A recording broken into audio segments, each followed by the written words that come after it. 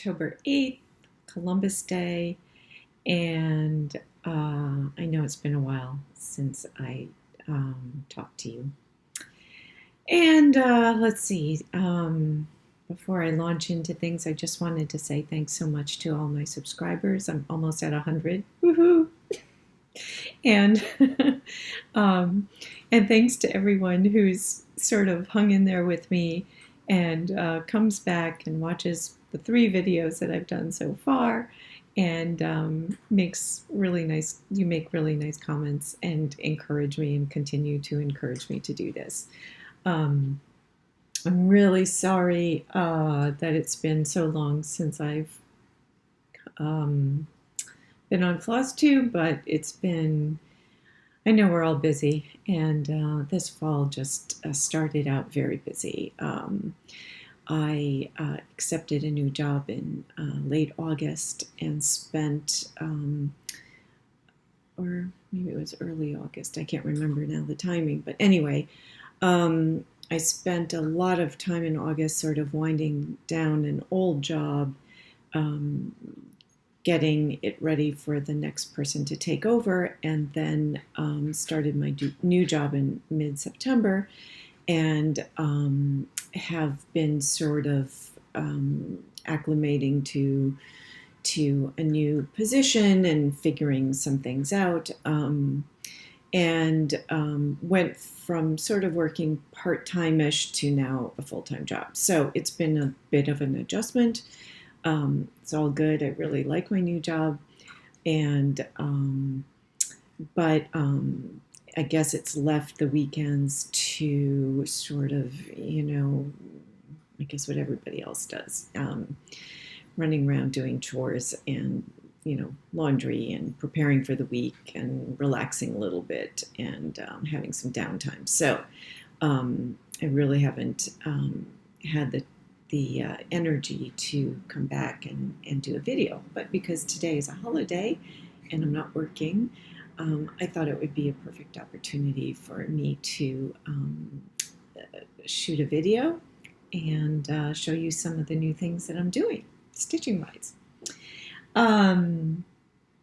Let's see, what else? Oh yeah, the other thing that's going on is my youngest son is a senior this year in high school, and so we have been busy with the whole college application process. So that's going well. He, I think, has narrowed down his choices, which is a good thing, and now just sort of trying to keep him on track a little bit with writing his essay and finishing the application, and all the little details that go into applying for college, which is way more complicated, or I don't know, maybe a little bit more intense than it was when I went to college, but whatever.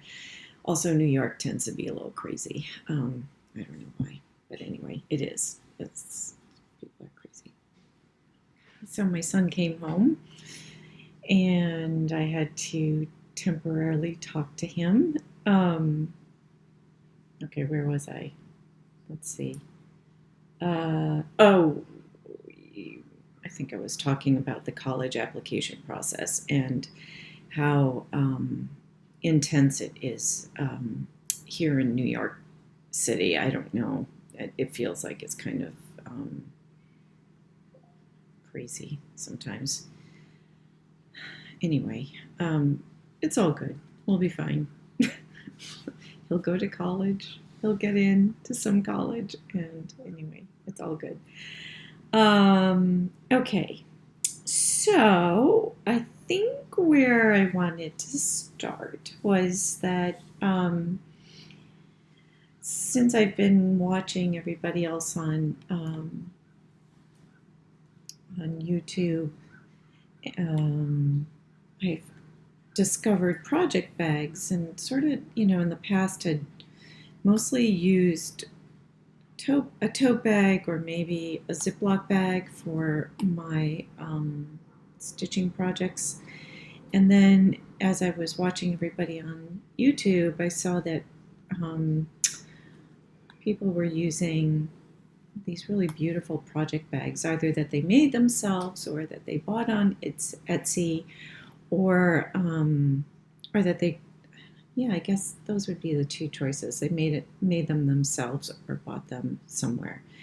And I started thinking that would be really nice to have. So I talked to my sister. My sister is a huge quilter, an amazing quilter. And I asked her if she knew how to make a project bag. And she said, oh, yeah, I've made one. I'll make you one. So when I was home, not home, but back in Minnesota visiting her, that's where I grew up. So I always say it's home, but even New York is really my home. But anyway, it slips out. So when I was back visiting my family in Minnesota this summer, my sister pulled out this project bag that she made for me. So I'm going to show you. It's really nice. So this is what she made for me, and I love it. It has this nice, I don't know what you call that, a vinyl front, plastic front, and she quilted it as well, pretty back.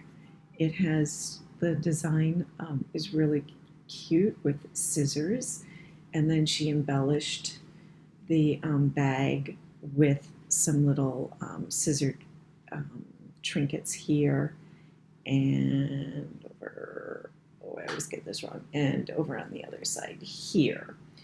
And it's really the perfect size, and I was really thrilled to get this, so I love it. And of course she did quilting too, which is really, so she's really amazing. So then I was inspired to make my own bag, and so I used to sew a ton, and I thought, instead of buying some fabric, maybe there are some scraps around the house that I have. And then I remembered that I had these, I'd made curtains for my kitchen when we first moved into this house over 20 years ago. And when we renovated the kitchen, the curtains no longer worked because we changed our windows around. But I still had the fabric, and I still love the fabric. And I thought, gosh, that would be really interesting. Could I reuse that fabric and make a project bag? Because it was a lot of fabric actually, and they were lined. And so I talked to my sister about it, and she's like, yeah, definitely use that fabric. It's really beautiful. So I went online and looked at a bunch of tutorials and thought that the tutorial Kindred Stitcher did from ivoryclaire.org looked like a fairly easy bag to try as my first kind of foray into project bags. And this is what I came up with. So a couple of things. I love the fabric. I think it's really pretty. The lining on the curtain was this striped fabric, and so I thought that would make a really nice lining on the inside of the bag. And then I meant to have this section on the front, but I got mixed up, so it ended up on the back. But that's okay. I think it's still kind of cool. But for my first bag, I'm pretty happy with it. And then I had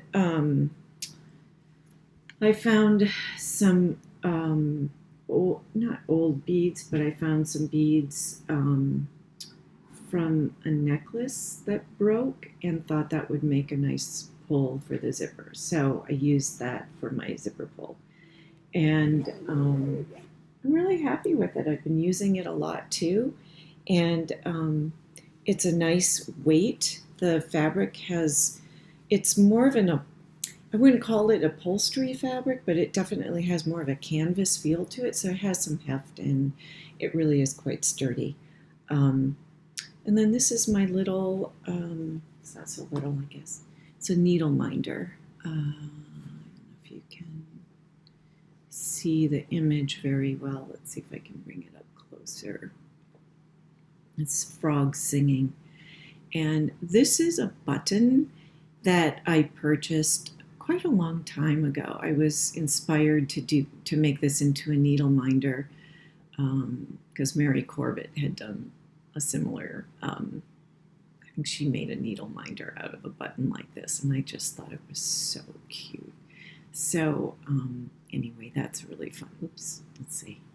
So it's an image of a frog, and there are some frogs sitting around the other frog, and I think they're singing. It's like a frog chorus. It's a really cute image. And anyway, so I'm happy with that. I'm really pleased, and I've got a ton more fabric. So I'm going to make another project bag, and I think what I'll do the second time around is actually make this the outside of the bag and use the floral fabric as a accent to it. So anyway, it's fun to be able to do some sewing, and it's fun to be able to reuse something that was just sitting in my closet.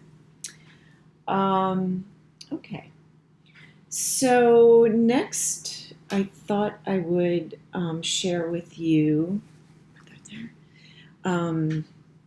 a new start. And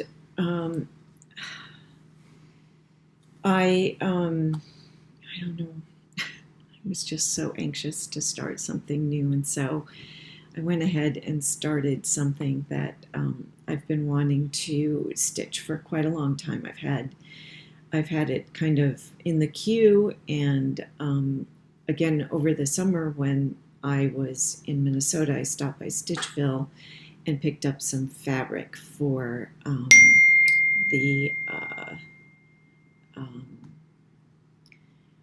sampler. I had previously picked up the threads, and I'll go into the thread discussion in just a moment, but I'll first tell you about the sampler. It's a sampler from Sampler and Antique Needlework Quarterly magazine. Again, I'm like loving these samplers that I can find in magazines. They're really quite amazing.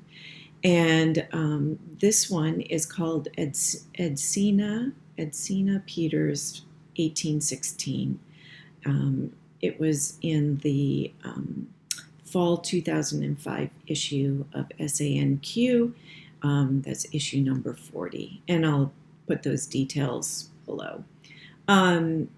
This is a sampler that is from the Netherlands, from an area called, and I hope I'm pronouncing this correctly, the Groningen area.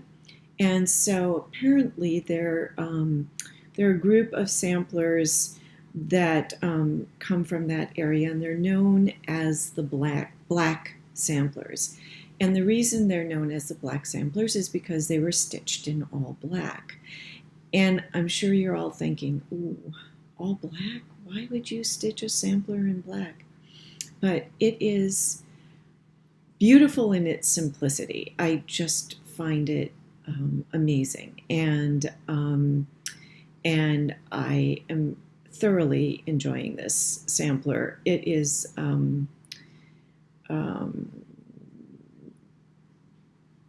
not traditional in the sense that there isn't an alphabet and there aren't any numbers, but there are plenty of motifs, and it's set up with a border around it and so on.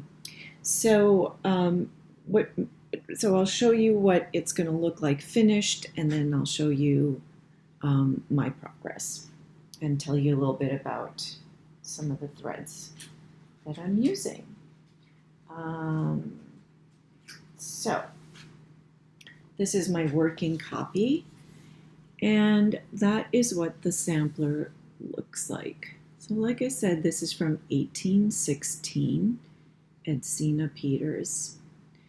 And you can see that there are some really interesting motifs in the sampler, including some sailing ships in this area down here, and these beautiful urns of flowers.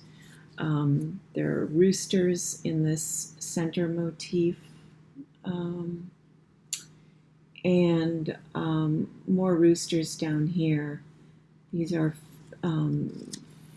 falcons, I think, that are feeding their young. Let's see, what else? Lots of flowers. Oh, leaping stags down here in the middle.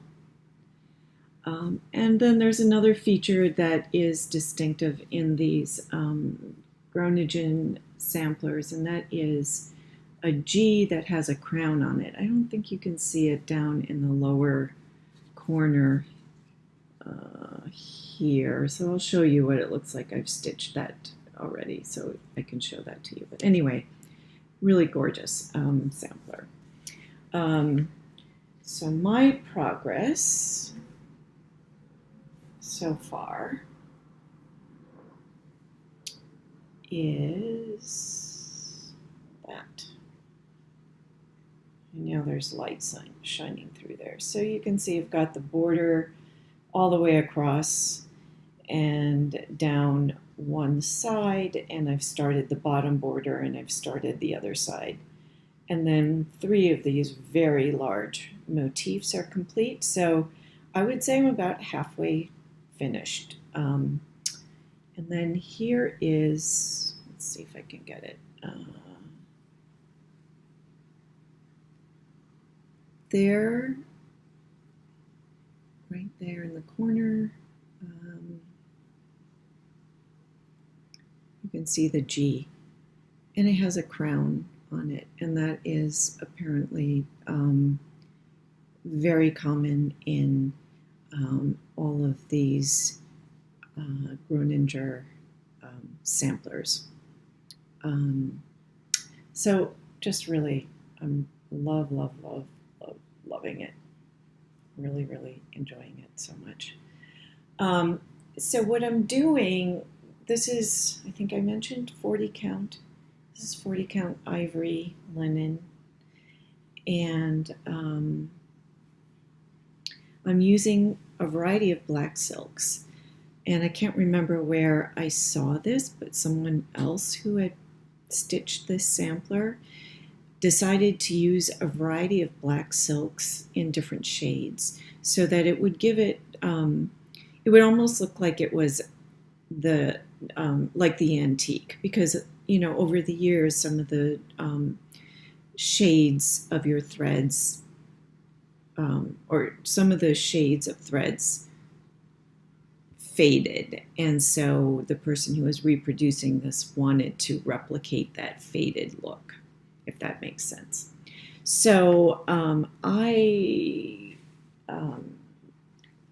picked up, no, I don't know, here it is. Okay, so I picked up a variety of black threads to stitch this on, and it's really interesting because even though they do kind of all look black, there are some variations in the threads. I got Gloriana India ink, and I have black ink by the Thread Gatherer. It's a little bit, I don't know if it's duller or lighter. It's not quite as dark black as this Gloriana. And then I am using Belle Soie Old Crow black, and I'm sure these all look very black, so you're probably not going to be able to see the difference. There's an Noir Soie d'Alger black thread, and the differences are pretty minuscule, except for when it came to some of the other threads I'm going to show you. Now this is BeGrimed by hand-dyed fibers. And this one has a kind of a faded color to it, faded black color. I don't know if you can tell.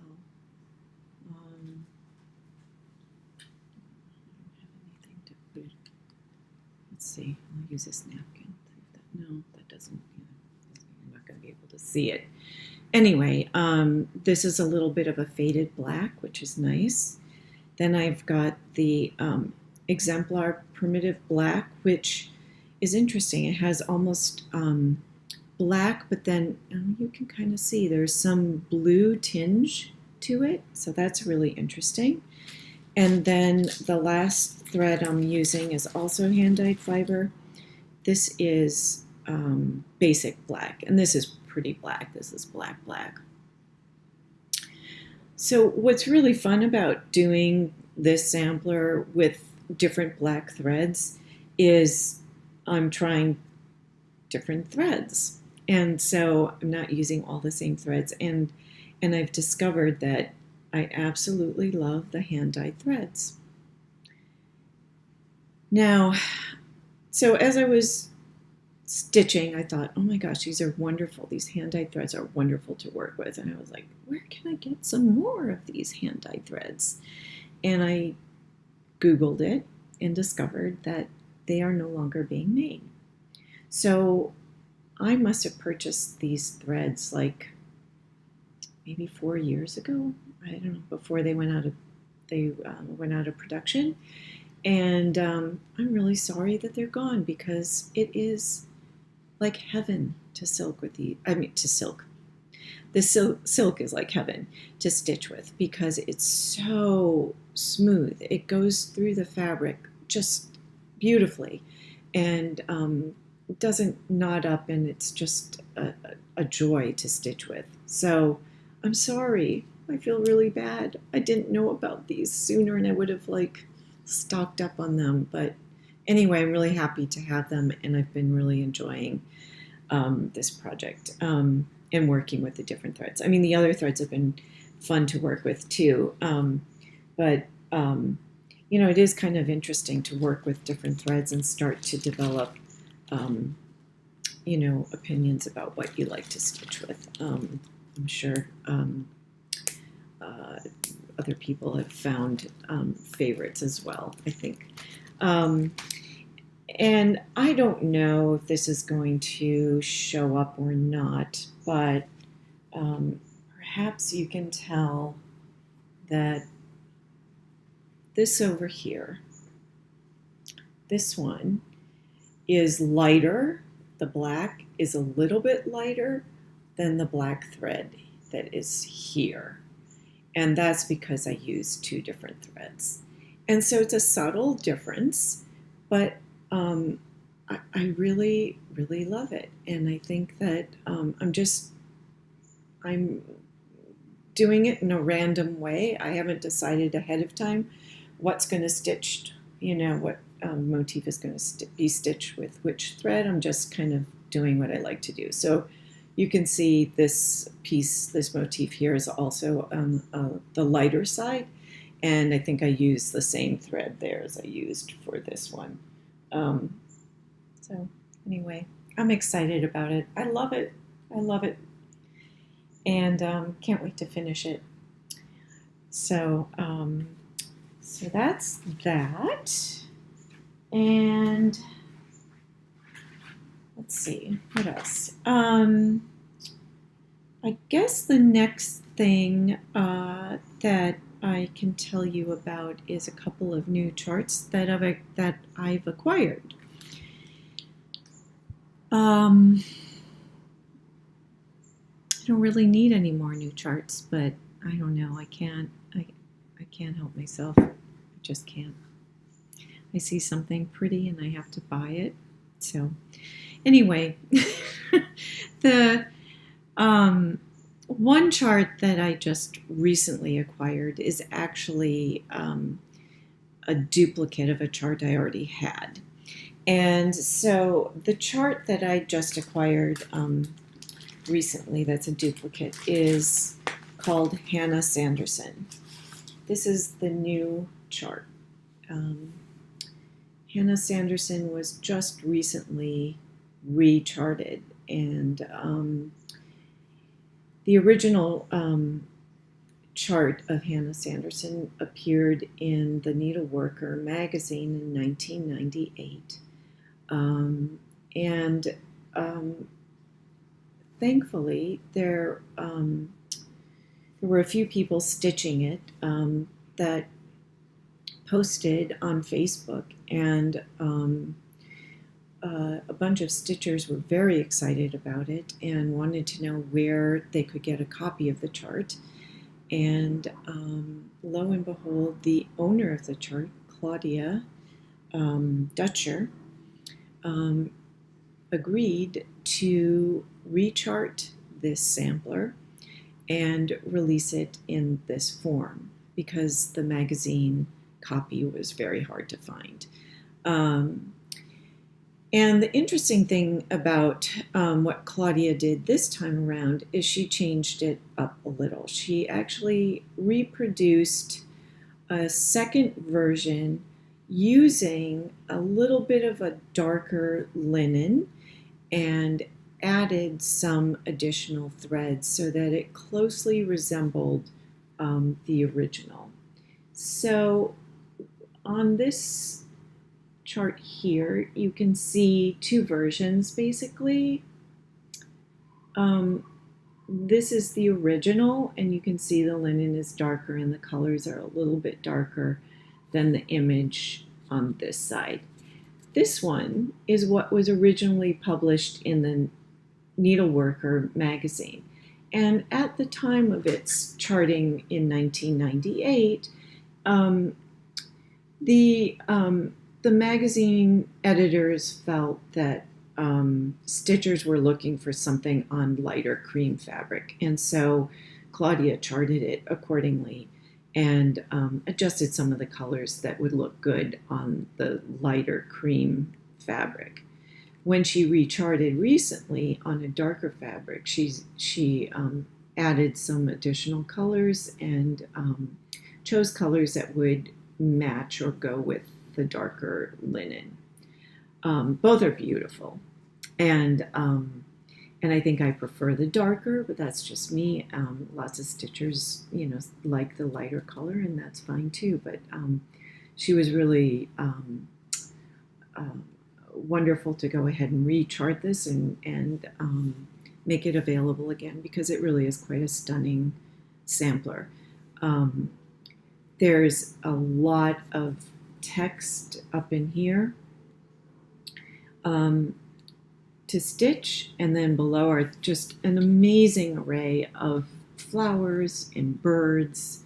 I'm trying to get closer. Flowers and birds. And then what really attracted me to this sampler is this middle motif of a beautiful butterfly, or maybe it's a moth. I'm not sure. It's just a fantastic sampler, and it's and I don't know. I kind of can't wait to stitch it. I think the attic is doing a special 15% off. I can't remember. Anyway, I'll put those details below. So this is available from, I bought mine from Sassy Jack's, but you can go to Sassy Jack's or you can go to the Attic, and I think there are a couple of other, I think you can get it directly from Claudia as well, so I'll link below where you can buy this sampler. So really exciting to see that re-released in that form. And when you get the chart, the new version, there are two versions. So she included the original that was in the Needleworker magazine, and then her new version using the darker fabric and additional threads. So really cool. I happen to also have the issues of Needleworker magazine where Hannah first appeared, and so there's just another picture of the original. Looks a little lighter here than it does on the chart, but that's, you can see the difference in the linen color. So this is the lighter linen that was recommended in the magazine. So really, really beautiful, and I don't know, I'm so tempted to start stitching that one too. What am I going to do? The other chart that I acquired recently is the Jane Longstreth sampler. And this is a sampler that's in the collection at Vassar College.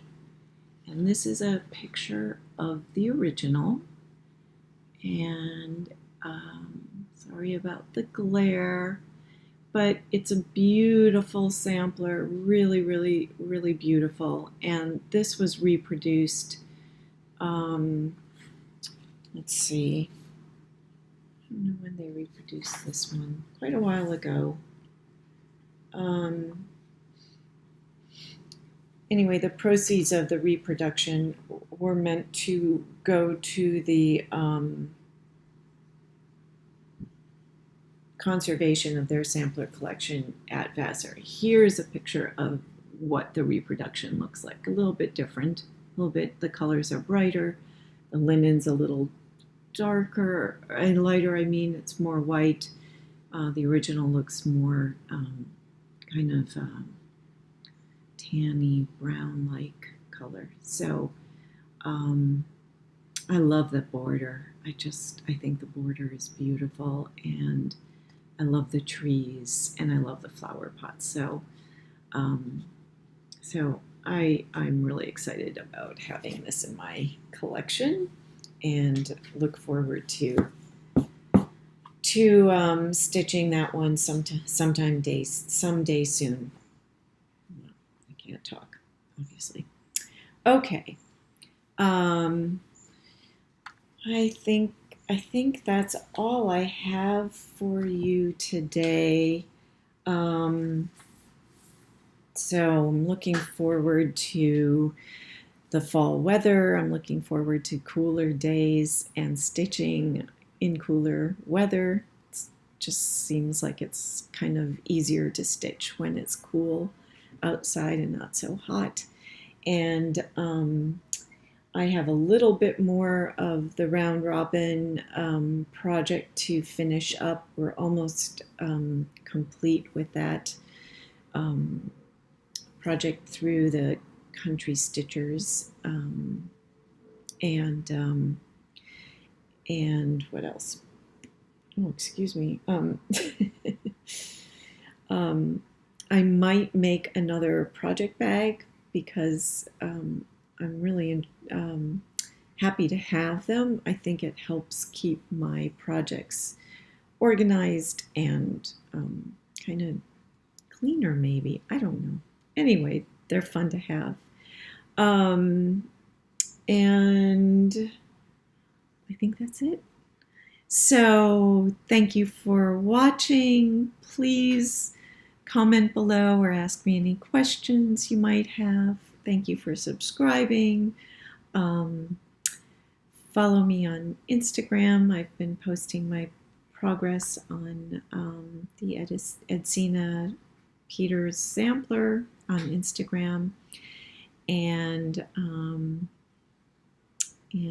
I'll see you hopefully soon. Thanks again. Have a great day. Bye.